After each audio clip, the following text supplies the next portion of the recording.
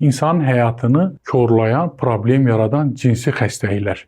Bax, bunlar daha dərindir. Çünki niyə? O xəstəliklər ki var, spesifik xəstəliklərdir. Artıq ola bilər ki, insan diqqət eləməsin, desin ki, yəqin məndə soyuqlamaydı və yaxud da ki, böyrəyimdə daş var, ona görə sidik cinsiyyət kanalında bir yanğı hissi var. Boş bir şeydir, amma yox.